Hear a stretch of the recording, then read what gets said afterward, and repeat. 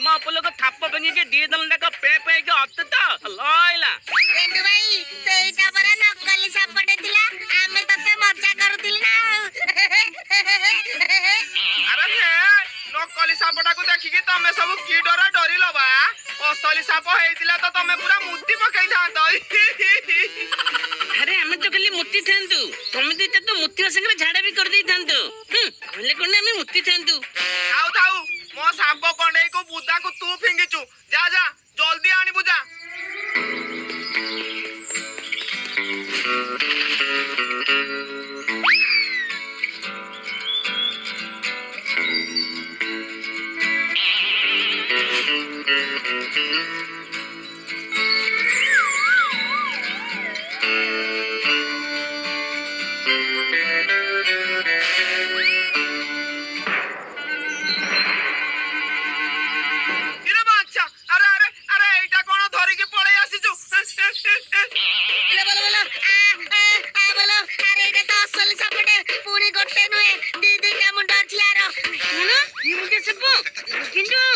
কিছু মধ্যে বলছে নি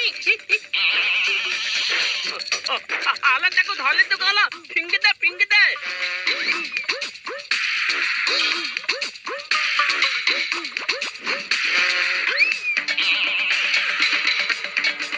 আরে কি সাপ ମୋ ଉପରୁ ପକେଇଲୁ ତା ତ ଦିଟା ମୁଣ୍ଡ ଦେଖା ଯାଉଛି କଣ କଲୁ ମୋ ବାପାଙ୍କ ଉପରେ କ ସାପ ଫୋପାଡ଼ି ଦେଲୁ ବାପା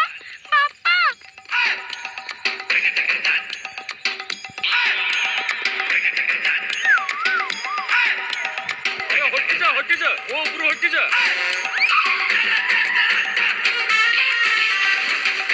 କେମିତି ଗାଡି ଚଲଉଛନ୍ତି ସବୁ ପରିବା ମୋର ନଷ୍ଟ ହେଇଗଲା ଖାଲି ତୁମର ନୁହଁ ଭାଇ ମୋର ବି ସଉଦା ପାଣିରେ ପଡିଗଲା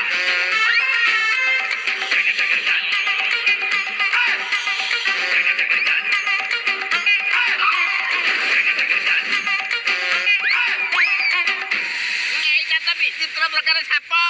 দিটা মুন্ডরে বাপা হে প্রভু তুমি পড়ে আসিল হে প্রভু দণ্ডবত প্রভু হে প্রভু ভোলা শঙ্কর প্রভু হে আরে বংশী ভাই সেটা শিব নুহে বা সেটা ଦି ମୁଣ୍ଡିଆ ନାଗୁଟା ଗୋଟେ ଚୋଟ ଖାଇଲେ ବଞ୍ଚିଯିବୁ ଦିଟା ଚୋଟ ବେଳୁ ପୁରା ସିଧା ହେଇଯିବ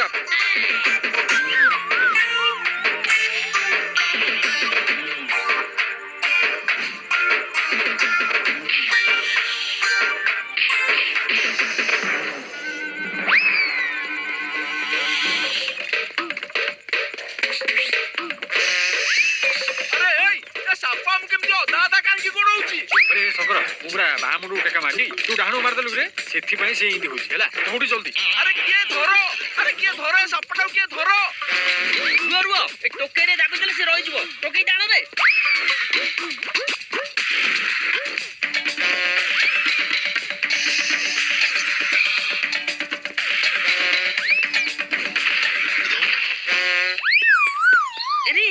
ଆରେ ମୁଁ ସାପକୁ ଧରିଦେଲି ଧରି ତ ଦେଲୁ ଏତେ ଚିଲଉଛୁ କାହିଁକି ରେ ଜଲ୍ଦି ଟୋକେଇ ଉଠା ଦି ପାହାରେ ପକେଇକି ସାପଟାକୁ ମାରିଦବା ନହେଲେ ସେ ଗାଁ ଲୋକଙ୍କୁ ମାରିଦବ ନା ତାକୁ ମାରନି ତାକୁ ନେଇକି ଜଙ୍ଗଲରେ ଛାଡି ଦିଅ ତୁ କଣ କହିବୁ ଯେ ଆମେ ଶୁଣିବୁ ଉଠାଠୁ